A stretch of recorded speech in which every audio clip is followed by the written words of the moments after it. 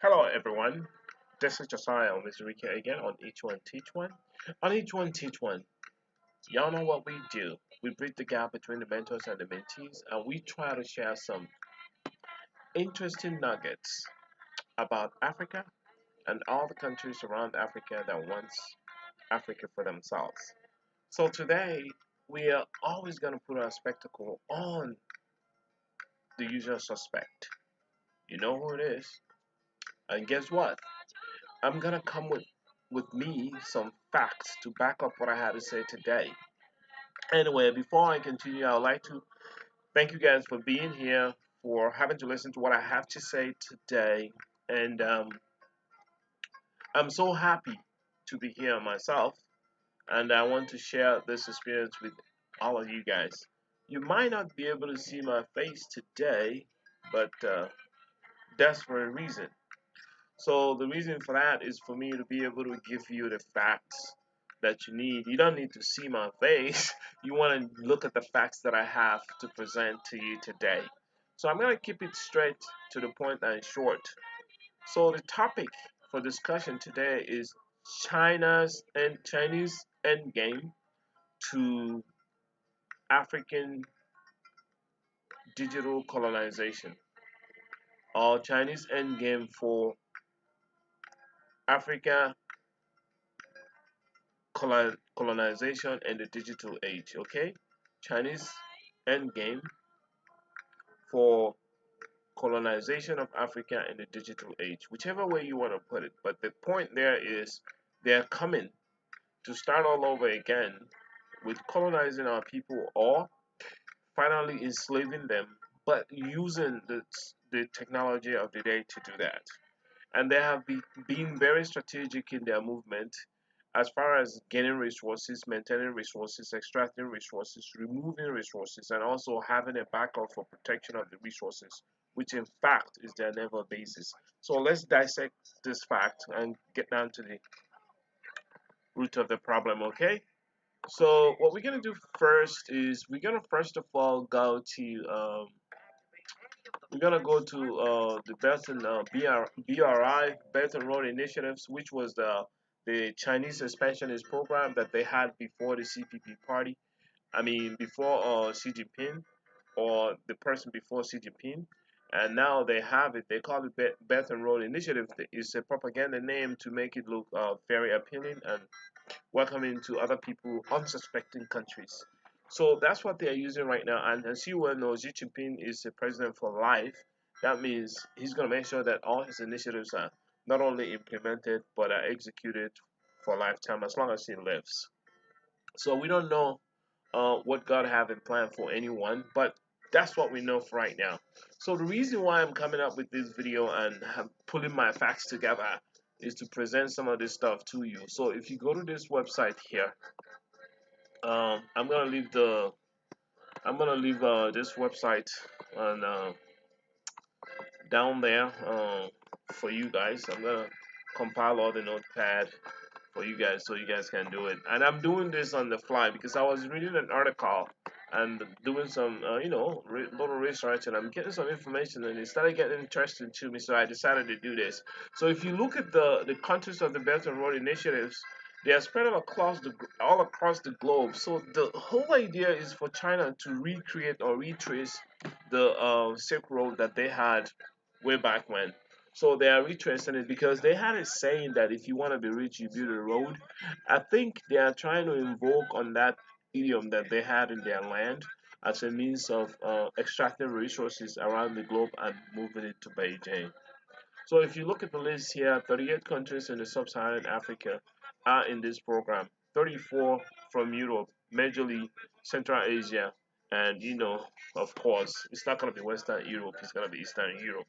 And now you're looking at 25 countries in East Asia, and 17 in Middle East and North Africa, and 18 in Latin America and the Caribbean.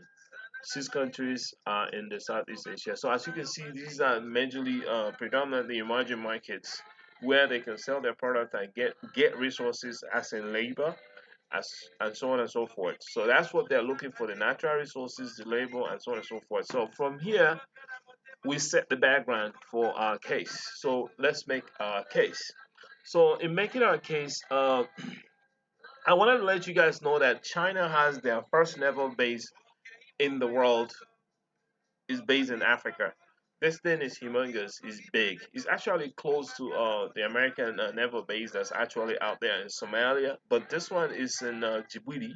Djibouti is a country sandwiched between Ethiopia, Eritrea, and Somalia. So let me see if I can find the map here and show it to you guys where Djibouti is. Well, actually, this is the naval base. From what we are seeing here, this is not a child's play. This is some serious, spectacular, serious, spectacular structure where the ships will be coming in, and I'm sure they have underwater, underground submarine bath. So they have it there, you know. So this is what it looks like in landmass. You can check it. I'll also put this here for you guys, so you can take a look at it. So we're making the case. They haven't been in Africa for 30 years. They already have over 5 million people in Africa, and we only have 200,000 in China. And this is telling you that they are invading the place, and they're doing it a very smart way.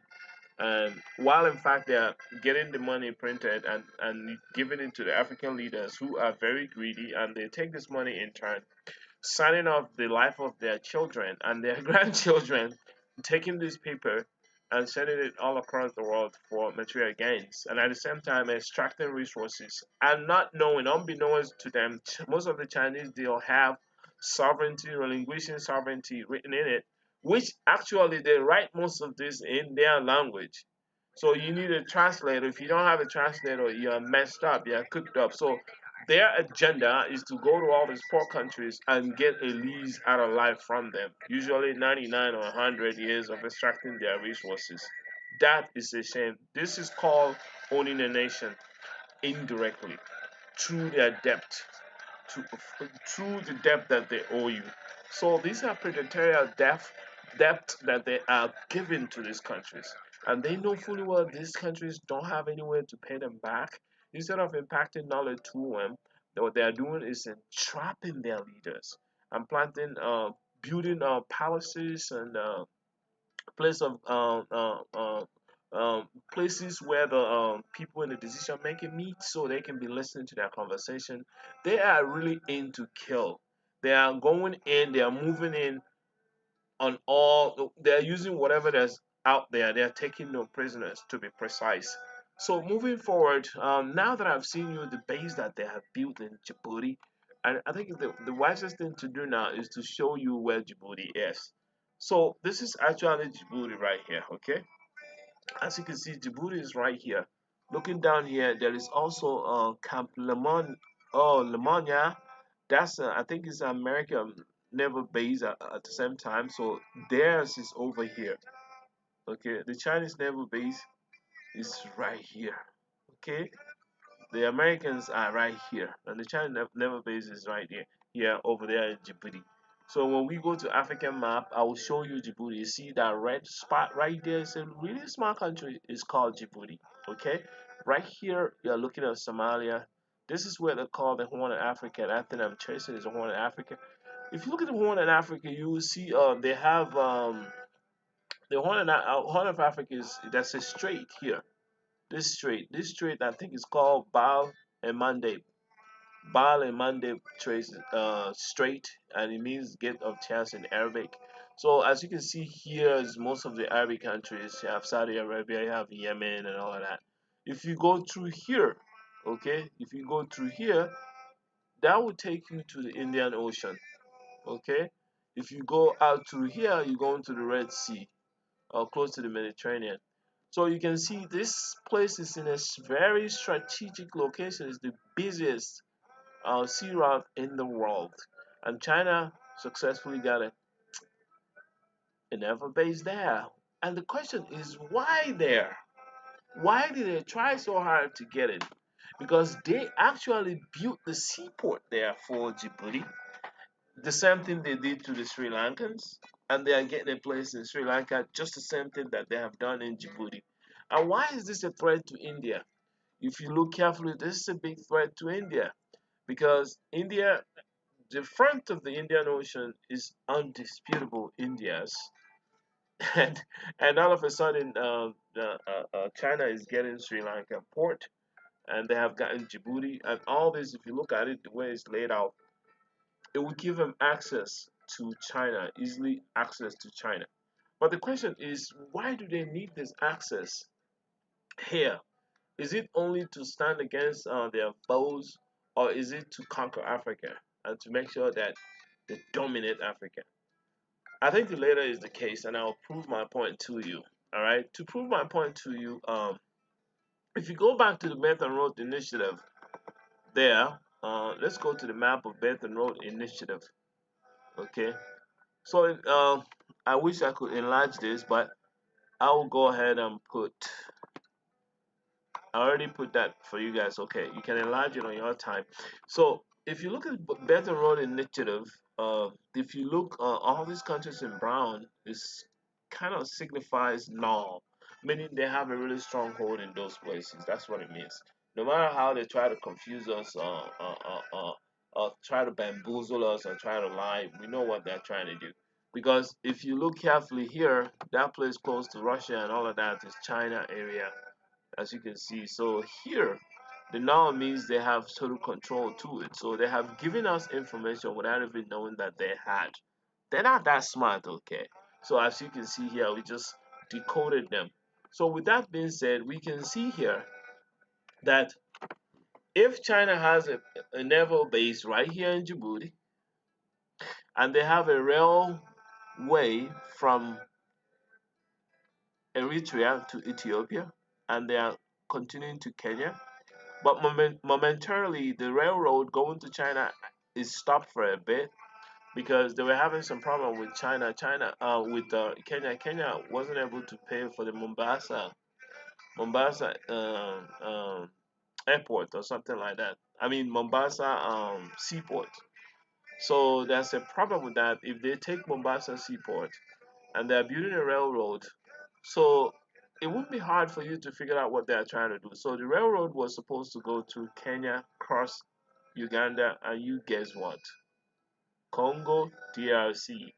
Congo DRC is where Africa has all the natural resources, and it's lined up with the equator. You know what they say when a place is lined up with the equator? It's close to the core of the earth. That's where you have it's rich in resources. It's like the hard place on the earth that holds the earth together. Now, in the 80s and 70s, we saw humans pumping the blood out of the earth, the fossil fuel, and today we saw humans taking the metals like the teeth of the earth. Right now, all these rare metals for designing phones, building all kind of digital electronics devices and all of that, they are found here in Congo DRC. See, as you can see, the Chinese have a stronghold in the Congo already. They have a very stronghold in the Congo, and now they're trying to get in here so that they can. They already have a stronghold in extracting this I think what is it called, coltan from here and other natural resources.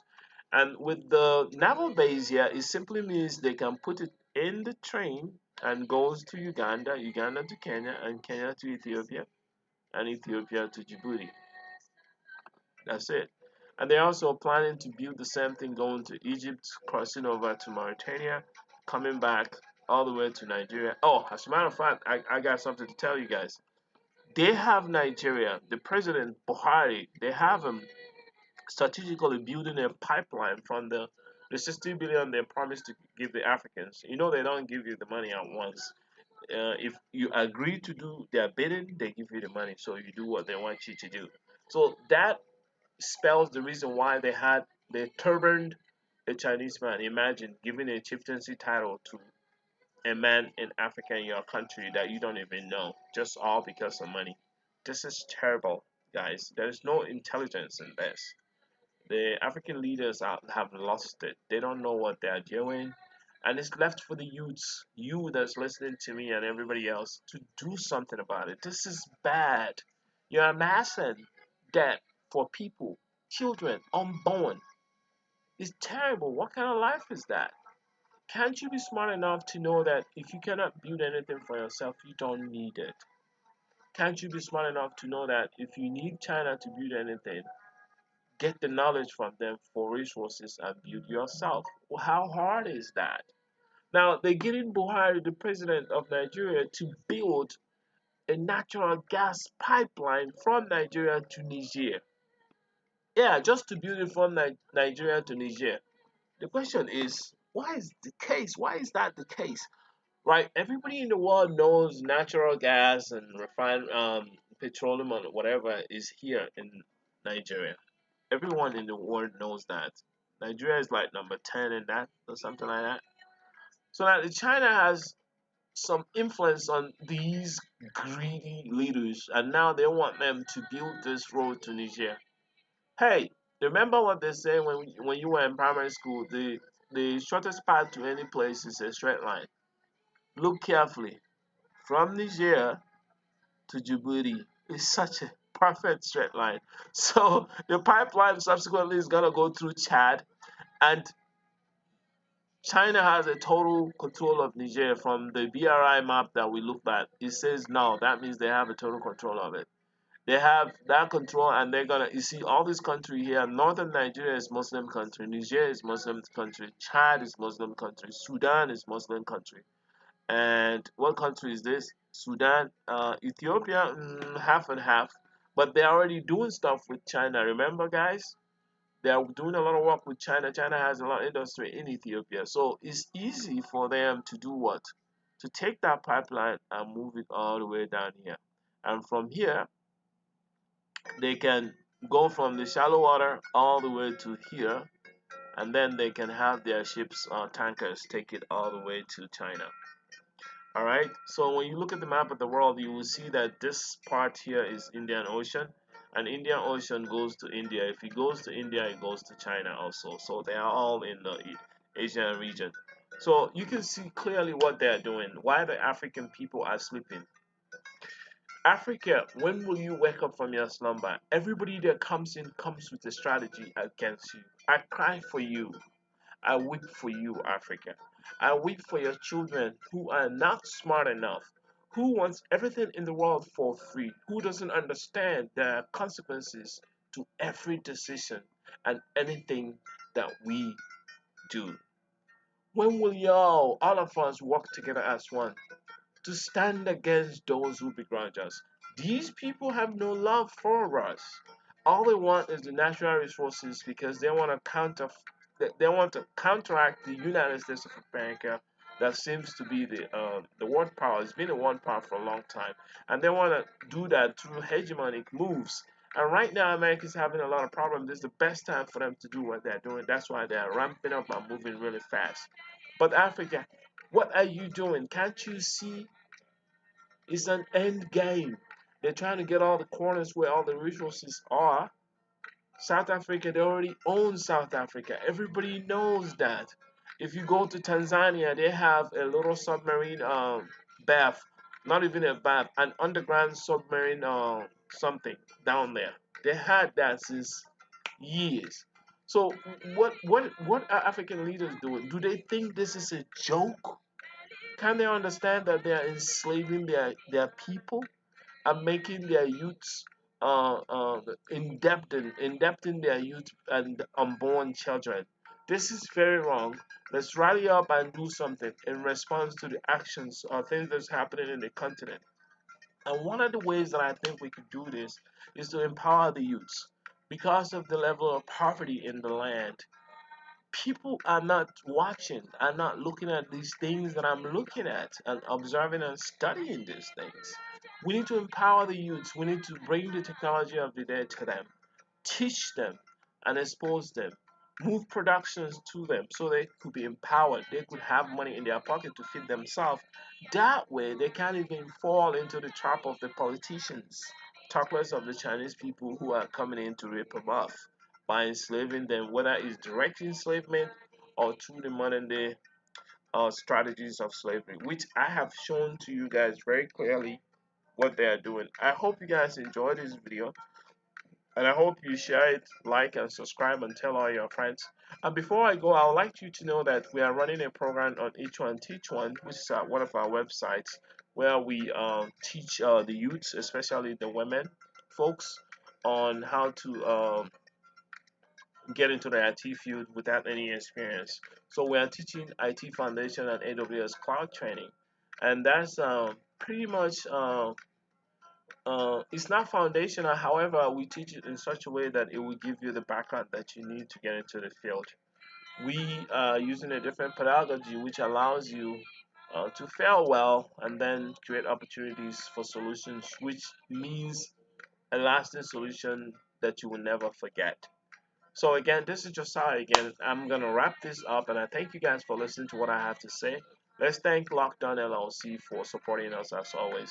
I will leave all the links below when you watch the video, and then you can check these links out for yourself.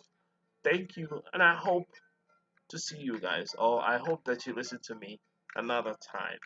Bye for now.